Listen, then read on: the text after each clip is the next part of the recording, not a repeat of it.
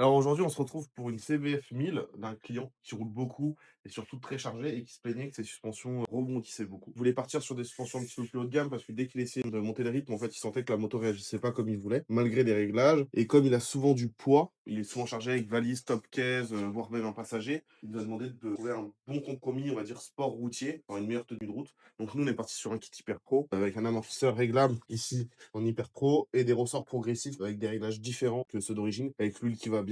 C'est pas des pièces faites par exemple pour la compétition, quelqu'un qui veut rouler sur circuit, c'est pas forcément ça. Par contre, sur une situation routière, c'est un très bon compromis, c'est un très bon rapport qualité-prix. Du coup, on va monter ça et après on va régler tout pour avoir le bon feeling pour la moto, régler l'assiette, régler le sag, avoir une moto quand même plutôt confortable, hein. La demande du client, c'est pas d'avoir un amortisseur plus sportif particulièrement, mais c'est vraiment d'avoir une tenue de route améliorée. Et comme la moto, elle a quand même quelques années, la moto, elle est quand même de 2007, les suspensions n'ont pas été révisées depuis longtemps, en tout cas l'amortisseur n'a jamais été fait, et la fourche, elle n'a pas été révisée au moins depuis 5 ans, donc on va en profiter pour vidanger la fourche, faire un contrôle de tout.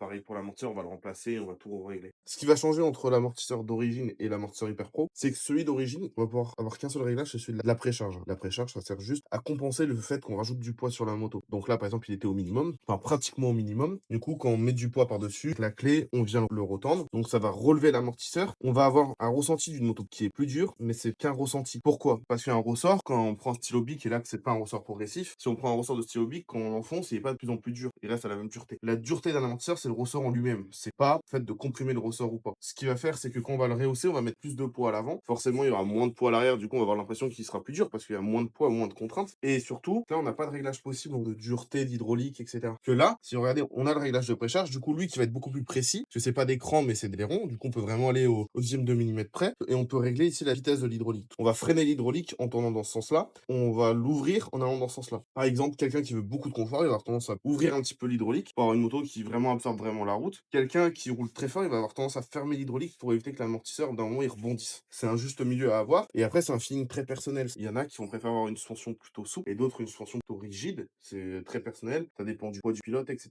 Moi, je sais que là, on va refaire des réglages correctement de l'amortisseur parce que là, c'est un amortisseur, on va dire, sport routier, mais ça va faire un petit peu plus dans le sport. Le client, il veut juste une meilleure tenue de route, un meilleur agrément. En fait, c'est plutôt de l'agrément qu'il va aller chercher. Ça va vraiment changer tout le comportement. Tandis que celui-là, c'est plus un réglage juste pour la sensation, en fait. C'est ça. En fait, c'est si tu as du poids ou pas. Par exemple, quand tu es plus lourd, ça va changer l'assiette de la moto. Et donc, tu remets de la précharge pour remettre l'assiette que tu avais d'origine entre guillemets. L'amortisseur, c'est considéré comme une suspension ou Ouais, pas? la suspension arrière. Parce que c'est toi qui m'avais dit, l'un des changements que je peux faire qui est le plus visible sur une moto, c'est les Ouais, ouais. suspensions. Pour moi, en expérience, hein, ce qui va le plus changer le comportement d'une moto, c'est un tisseur ou une touche, ou les deux. Vraiment, si je peux donner un conseil aux gens qui achètent des sportifs, qui roulent sur circuit, avant de mettre de l'argent dans une cartographie, voir si votre moto a des problèmes, mais avant de mettre des sous dans une cartographie, mettez des sous dans une suspension, ça change vraiment tout. Vraiment, au niveau confort de conduite, et c'est le plus pertinent. Les constructeurs, quand ils règlent des suspensions d'origine, en fait, ils règlent pour un pilote de 70 kilos, d'une conduite de tel type. Le réglage universel n'existe pas. Alors, bien sûr que sur route, on met pas assez les motos forcément contraintes pour forcément sentir la différence. Puis ça dépend beaucoup du feeling personnel.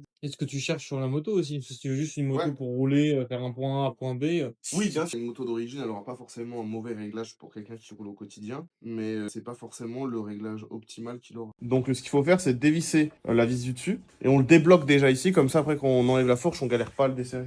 Et ça évite de marquer. Souvent on va dans les garages, on le voit, tout est marqué au niveau des écrous de tube de fourche. Si c'est en alu, si on force dessus, ça va marquer l'alu et ça va faire moche. Voilà, c'était déjà. Le mec qui avait fait ça avant moi, il a pas dû le serrer très fort. Donc tu vois, ça c'est important de le faire en premier. Parce que des fois, c'est serré fort, on démonte la fourche complète, on ne sait plus la maintenir. Pour le débloquer, on est baisé. Après, il y a des gourins qui fusent des péteuses et quoi.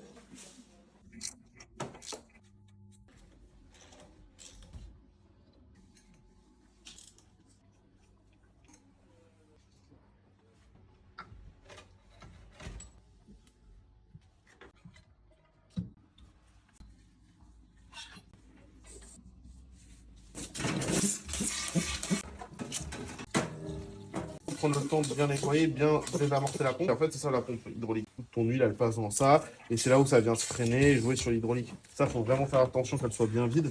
On l'a bien laissé couler pour être sûr qu'il n'y a plus d'huile dedans.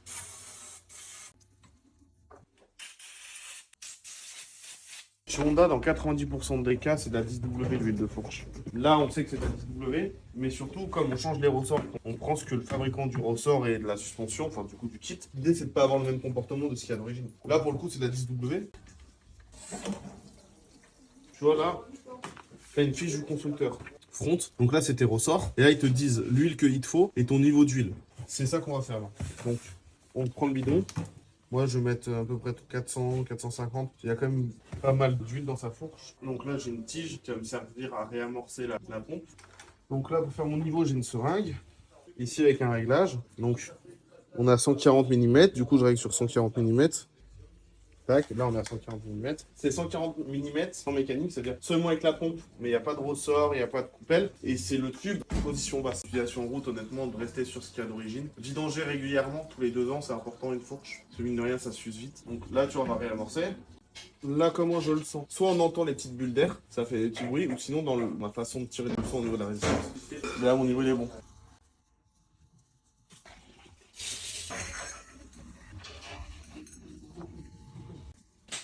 Ben, tu vois, il y en a qui vont te dire, mais pourquoi on ne remet pas les ressorts d'origine alors que c'est des progressifs aussi, on le voit au niveau de l'ouverture. C'est pas le même tarage de ressorts, tu vois. Les ressorts sont pas exactement les mêmes, tu vois. Ceux-là, ils sont un petit peu plus épaisses. En général, lui, ça va être un poil plus rigide que celui d'origine. Tu vois, au niveau de l'écrasement, celui-là, lui, il est un poil plus dur. Donc, on n'aura pas les mêmes réglages. La Streetbox de chez Hyper Pro, c'est le kit qu'on est en train de monter sur celle-ci. On a monté ça sur pas mal de motos, beaucoup de MT qui se plaignaient du comportement au niveau du châssis. Tous les clients, quand on leur a mis ça, ils sont super satisfaits. Alors le CBF 1000, aujourd'hui, on l'a fini. Ça a pris un petit peu plus de temps que prévu parce qu'en fait, on s'est rendu compte au démontage de la fourche que les roulements de colonne étaient morts. En fait, il y avait vraiment un point dur dans la bonne direction. Donc, on a appelé le client et il en a profité pour remplacer les roulements de colonne, pour graisser. On a mis un bon coup de propre à la moto. Là, comme d'habitude, hein, toutes les motos qui passent chez nous, on les nettoie. On met un bon coup de chiffon dessus. On a fait les pressions de pneus. Là, du coup, on a fait le réglage du sag. Je suis parti l'essayer. C'était un poil trop freiné en hydraulique pour moi. Mais vu que le client, il va rouler très chargé, souvent top caisse, valise, plus passager. Pour l'instant, je l'ai ouvert un tout petit peu, mais il faudra vraiment peaufiner quand le client va rouler avec ses accessoires, avec son passager, voir ce qu'il ressent. Il faudra peut-être un petit peu peaufiner au niveau des réglages. Mais on est sur une base vraiment saine. On sent que comparé à une CBF 1000 d'origine, il n'y a plus du tout ce phénomène d'écrasement à l'accélération qu'on peut avoir. On sent la moto qui peut un petit peu pomper à l'arrière. Là, on sent vraiment, on accélère sa motrice, la moto, on sent qu'elle est vraiment collée à la route. Et ça rajoute du confort, de la sécurité. Et pareil, au niveau de la fourche avant, c'est pas trop rigide. C'est vraiment parfait. Je trouve que le combo, je suis assez étonné du résultat. Je pensais qu'on allait devoir un petit peu plus toucher au réglage, on va dire, d'origine. Poser, c'est déjà transcendant le changement de comportement de la moto. On a vraiment l'impression qu'elle a perdu du poids. Sur le changement d'angle, elle est beaucoup plus vive, beaucoup plus précise. Le kit fourche et l'amortisseur. Ce qui est important, c'est que le client, il le perde jamais. Pourquoi? Parce que demain, il va faire réviser sa moto, faire ses joints speed fourche dans un autre garage, ou même chez nous, on va pas forcément se rappeler qu'on avait mis un kit Hyper Pro avant. Donc ici, on a le niveau d'huile, la viscosité d'huile. Et on a les réglages qu'on nous demande d'avoir. Donc le sag statique ici, et le sag statique ici pour l'arrière, et ici pour l'avant. Tout ça, c'est très important. Et avec l'année de la moto. Donc nous, c'était une 2007, entre 2006 et 2009, c'est celle-ci.